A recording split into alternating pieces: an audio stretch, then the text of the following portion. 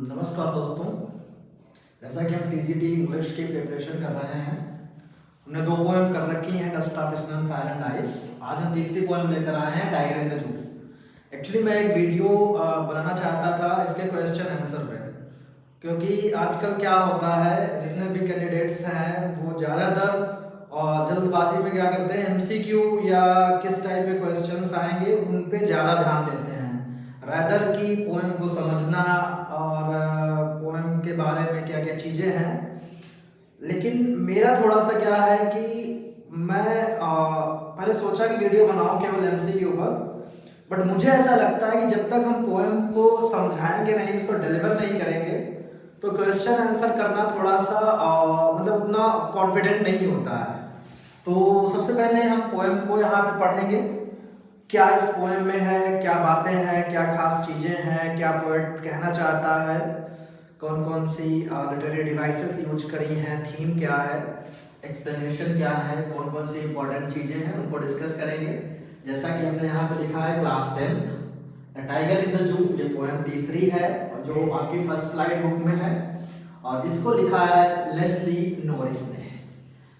जैसा कि हमने यहाँ पे लिख रखा है 1938, इस पोएम को लेस्ली नॉरिस ने 1938 में लिखा था, और ये जो पोएम है ये इन्होंने 17 इयर्स के जब थे तब इन्होंने लिखी थी, मतलब 17 साल की इनकी उम्र थी उस समय इन्होंने ये पोएम लिखी थी। उस समय आप समझ सकते हो काफी यंग रहे ये, और इन्होंने कुछ चीजें अपने देखी कि कैसे मनुष्य जो है एनिमल्स को कैद करता है, उनको अपने एंजॉयमेंट के लिए, अपने फन के लिए, या उनको टेम करता है। तो वो एक कंक्लूजन पर पहुंचे कि ये गलत है, मतलब ऐसा नहीं करना चाहिए। इन्होंने डायरेक्ट थॉमस की पोएम्स पढ़ी और बहुत सारे ऐसे राइटर उस समय थे जिनकी पोएम्स इन्होंने पढ़ी, तो फिर इन्होंने ये पोएम लिखी। तो इसको हम करते हैं, देखो जैसा कि यहाँ पे हमने इस पोएम को लिखा है जो कि 5 स्टैंजास में डिवाइड है। हमने यहाँ पे स्टैंजा डाल भी रखे हैं 1 2 3 8 4 5, छोटी सी पोएम है। अब उसको देखते हैं क्या खास बातें इसमें। जैसा कि यहाँ पोएम स्टार्ट होती है ही स्टॉक्स, तो ही यहाँ पर रिफर करता है टाइगर के लिए। जो ही है वो कौन है, टाइगर।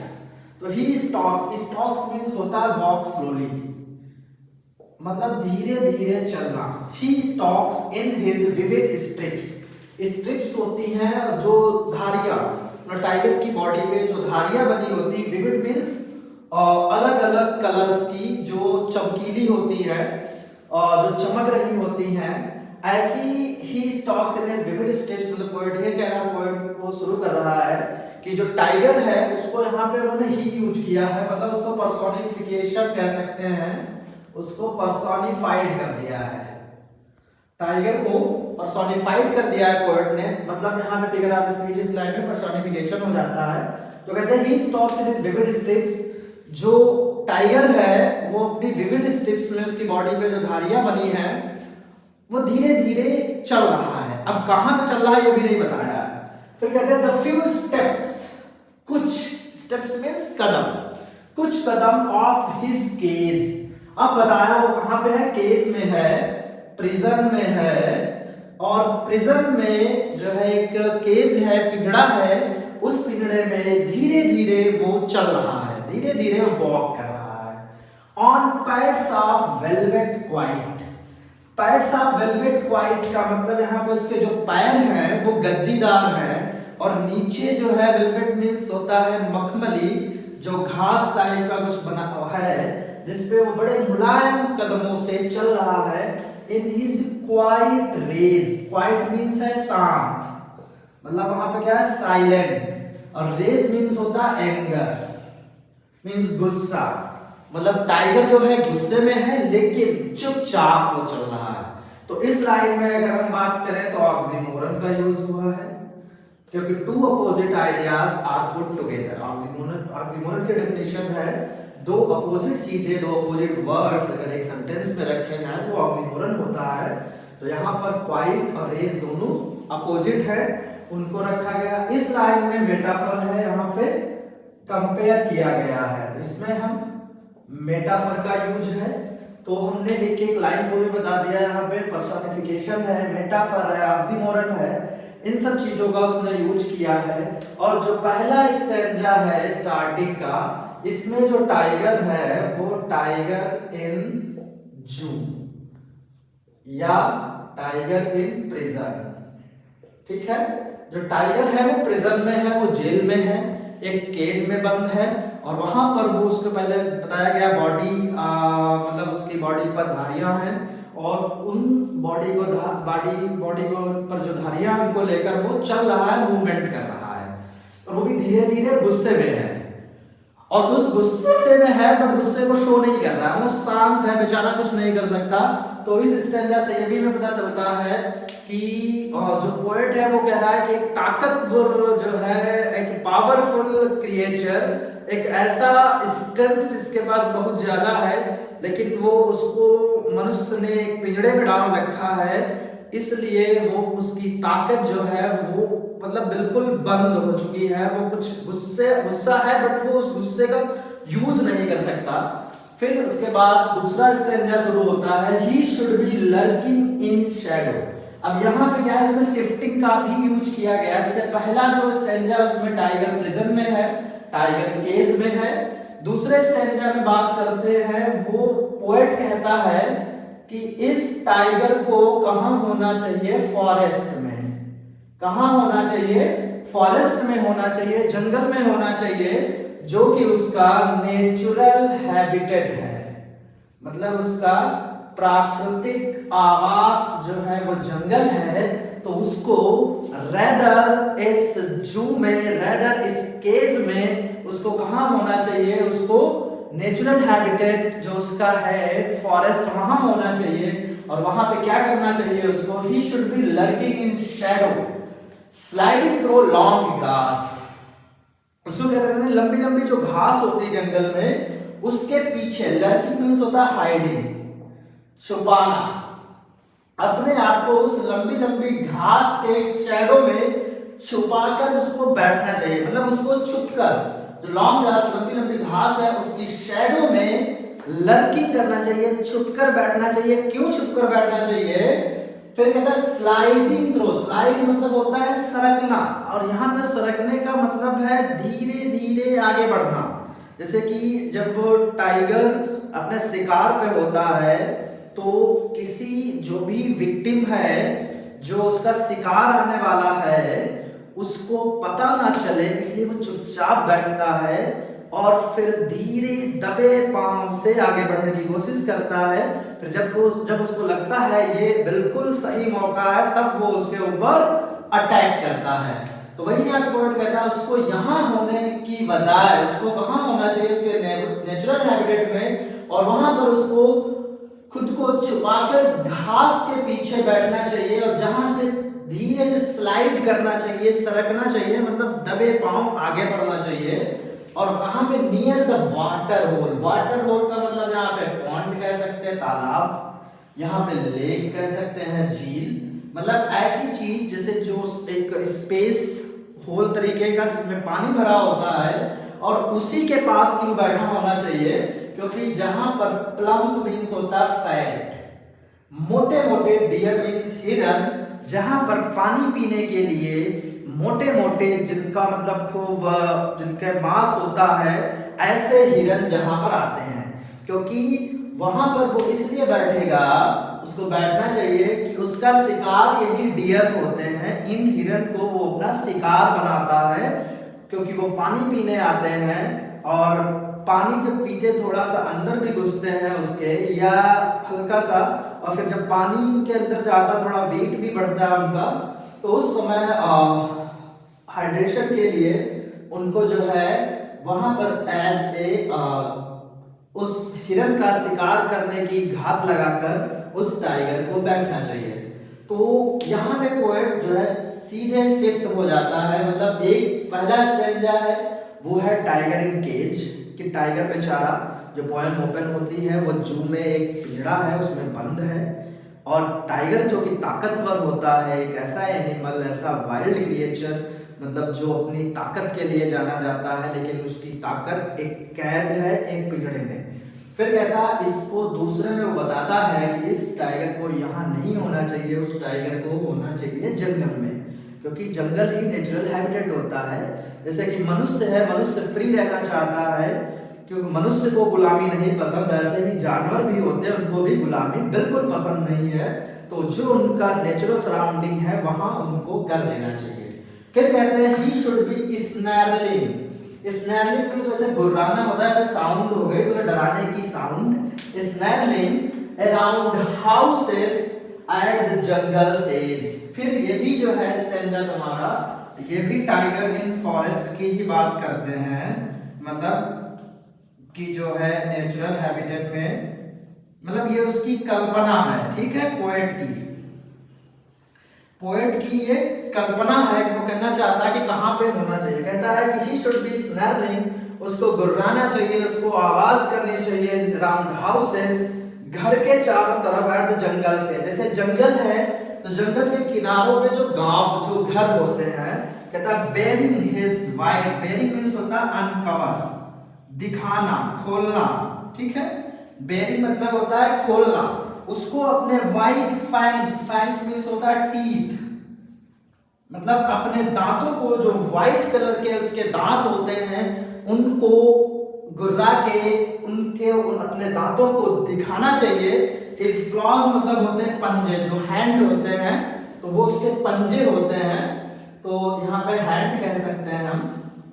तो जो उनमें नाखून होते हैं नेल्स, उन नेल्स को उसे दिखाना चाहिए। क्यों? उन गांव वालों को टेरराइजिंग, डराने के लिए। द विलेज, द विलेज का मतलब यहाँ पे पीपुल, जो लोग गांव में रहते हैं उन गांव वालों को उसे डराना चाहिए। मतलब यहाँ पे फिर से वो कहते हैं कि टाइगर का काम है, टाइगर जैसे कि जंगल है तो जंगल का एक किनारा जहाँ से जंगल खत्म होता है तो कोई ना कोई पास में एक ऐसा हैबिटेट एरिया होता है जहाँ पर लोग रहते हैं, मतलब वो एक कोई ना कोई गांव होता है, कोई ना कोई ऐसा प्लेस होता है जहाँ पर आबादी शुरू हो जाती है।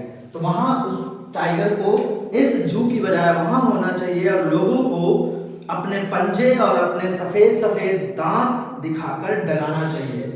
मतलब उसको जो उसका मेन इंस्टिंक्ट है क्या, लुकिंग फेरोसियस, तो ये उसका जो है इंस्टिंक्ट है, मतलब ये उसकी आदत है जिसको बुझाया नहीं जा सकता, इंस्टिंक्ट। तो उसको वही करना चाहिए जो हैबिट होती है, तो उसको जो उसकी ट्रेट है उसको करना चाहिए, ठीक है।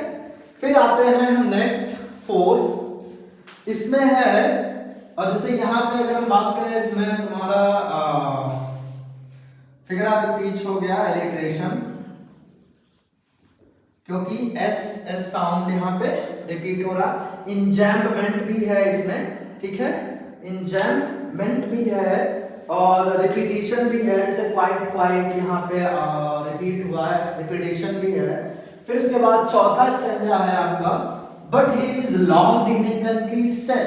फिर से जो है ये टाइगर इन जू की बात हो रही है, मतलब पहला स्टैंजा जो ओपन होता है टाइगर इन जू, दूसरा स्टैंजा ओपन होता है टाइगर इन फॉरेस्ट, तीसरा टाइगर इन फॉरेस्ट, चौथा फिर से टाइगर इन जू, मतलब शिफ्ट हो रही है, पोएट के आइडियाज भी शिफ्ट हो रहे हैं। तो इमेजरी का अच्छा यूज किया है पोएट ने, कहता but he is locked in a concrete cell. लेकिन अफसोस की बात, जो टाइगर है वो एक कंक्रीट सेल में है, सेल मतलब यहाँ पे जेल, वो एक जेल में है, वो एक प्रिजन में बंद है, ये अफसोस की बात है। His strength behind bars, bars का भी मतलब यहाँ पे जेल, जो उसकी स्ट्रेंथ है, जो ताकत है, वो बार्स मतलब सलाखों के पीछे है, मतलब वो कुछ नहीं कर सकता, वो केज्ड है। Stalking the length of his cage, ignoring visitors, और वो जितनी केज की लेंथ है केवल बेचारा उसी में घूम रहा है, उसी में मूवमेंट कर रहा है, वो भी धीरे धीरे स्टॉक कर रहा है, मतलब ऐसे ऐसे मूव करना, मतलब एक दबे पैर से जब हम चलते हैं आराम से। और इग्नोरिंग विजिटर्स, और जो विजिटर्स हैं, जैसे जू में क्या होता है, लोग देखने जाते हैं, लोगों का फन के लिए ये सब किया जाता है, चंद पैसों के लिए लोग करते हैं, तो इग्नोरिंग विजिटर्स, वो क्या करता है, जो विजिटर्स आ रहे हैं, जो देखने के लिए आ रहे हैं, उनको इग्नोर करता है। फिर है he hears last voice at night, रात में जो आखिरी आवाज होती है उसको वो सुनता है। वो कौन सी होती है आखिरी आवाज? The patrolling cars. मतलब पेट्रोलिंग कार्स का मतलब ऐसे पर्सन्स, कुछ ऐसे ऑफिशियल लोग होते हैं जिनको जिम्मेदारी दी जाती है जू वगैरह में कि जितने भी एनिमल्स हैं वो सही सुरक्षित हैं कि नहीं है, कहीं कुछ खतरा तो नहीं है, तो उसके लिए वो एज ए सिक्योरिटी या गश्त पे जो आते हैं, तो उन पेट्रोलिंग कार्स की जो साउंड होती है, जो रात में सब जब चले जाते हैं तब आखिरी आवाज उन्हीं की होती है जिसको वो सुनता है। एंड स्टेयर्स, और घूरता है, देखता है टकटकी आंखों से, किसको? विद हिज ब्रिलियंट आईज, अपनी चमकीली आंखों से देखता है। एट द ब्रिलियंट स्टार्स, जो आसमान में चमकते सितारे होते हैं। मतलब यहाँ पे ये बताया गया, वो इन सितारों को देख के वो इमेजिन करता है कि ये कितने चमकीले हैं, कितने फ्री हैं, आकाश में फैले हुए हैं, लेकिन मैं यहाँ पे क्या हूँ, मैं बंद हूँ पिंजड़े में, मैं कुछ कर भी नहीं सकता, मैं असहाय हूँ। तो यहाँ पे एक कह सकते हैं कि हम पोएट ने मेंटल स्टेट दिखाई है ऑफ ए टाइगर, कि उसकी मानसिक स्थिति का वर्णन किया है। और यहाँ पे कह सकते हैं हम फ्रीडम वर्सेस कैप्टिविटी की बात कर रहे हैं, कि हर मनुष्य को फ्रीडम पसंद होती है, तो ऐसे ही जानवरों को भी, एनिमल्स का भी राइट है कि वो फ्री रहें, फ्रीली जो उनका हैबिटेट है, जो प्लेस है, वहाँ पे वो रहें, फ्रीली जो करना चाहें वो करें। तो फिर इसके बाद बात होती है टेम वर्सेस फ्री की भी बात होती है, एक पालतू जानवर और जो फ्री से रहते हैं। नेचर की भी बात करते हैं, मतलब एक नेचुरल सराउंडिंग में क्या होता है, और एक मनुष्य को जो है मैन मेड सराउंडिंग है, तो उसकी बात करते थे। ये जो है यहाँ पे थीम है मोस्ट इम्पोर्टेंट, ठीक है। तो यहाँ पे हमने पूरी पोएम को समझा, उसमें क्या है। तो जैसे कि यहाँ पे लिखा है इग्नोरिंग विजिटर्स, वो विजिटर्स को क्यों इग्नोर करता है कि उसे पता है उसकी ताकत जो भी है वो कैद है, वो कुछ कर नहीं सकता। अगर वो चाहे भी कुछ करने की तो क्या करेगा, मान लो उस पर कोई कंकड़ भी फेंक दे, कुछ भी कर दे, वो बेचारा प्रिजन में बंद है, वो जेल में बंद है, उसकी ताकत सीमित कर दी गई, लिमिटेड कर दी गई है, तो वो असहाय है, कुछ नहीं कर सकता। गुस्से में है, लेकिन गुस्सा अपने उस पर काबू करता है, कहता है कि कोई फायदा नहीं गुस्सा दिखाने से, तो इसलिए गुस्सा भी नहीं दिखाता है, वो बेचारा दिखाई नहीं पाता है। तो यही बताया गया, इसमें कंट्रास्ट है दो तरीके की टाइगर के बीच। एक टाइगर जो अपने नेचुरल सराउंडिंग में रहता है, वो क्या करता है, देखो वो अपना शिकार करता है, कैसे प्राउड फील करता है, विद प्राइड वो कैसे डियर पे अटैक करता है, कैसे गांव वालों को टेरराइज करता है अपने टूथ एंड क्लॉज को दिखा करके। तो यही सब चीजें बात करी गई। थीम मैंने बताई है, फ्रीडम वर्सेस कैप्टिविटी है। बाकी हमने फिगर ऑफ स्पीचेस डिस्कस ही कर लिए हैं। पर्सोनिफिकेशन का काफी यूज किया गया है, लिटरेचर में मिलता है। इंजॉयमेंट मैंने पिछले भी पोएम में बताया था, जैसे कि होता क्या है यहाँ पे, the future of his days on pads are velvet quiet. तो इस तरीके से जब एक स्टैंजा में जो लाइन होती है उसका मीनिंग कंप्लीट ना हो और वो दूसरी लाइन में भी रन करे, तो उसको इंजॉयमेंट बोलते हैं। तो यही सारी चीजें इसमें बात करी गई है।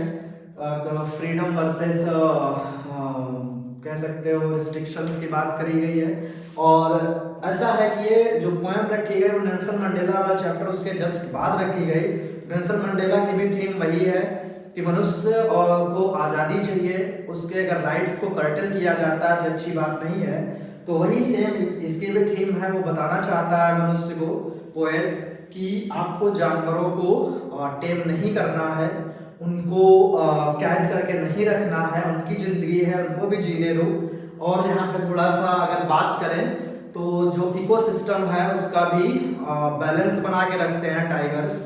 जो एक साइकिल हम पढ़ते हैं फूड चेन वाली, तो फूड चेन की भी यहाँ पे बात थोड़ी सी कह सकते हैं है क्योंकि फूड चेन से इसलिए यही सब खाद्य श्रृंखला चलती है, टाइगर डियर को मारता है, फिर वही सब उसको बैलेंस करता है। तो यही सारी चीजें हैं इस पोएम में। बाकी अब इसके क्वेश्चन आंसर हम करेंगे। आई होप हर चीज क्लियर हो गई होगी। जैसा कि पोएम के स्टार्टिंग का जो स्टेंजा है टाइगर इन जू, फिर 2 स्टेंजा है टाइगर इन फॉरेस्ट, लास्ट के भी जो है वो भी टाइगर इन फॉरेस्ट।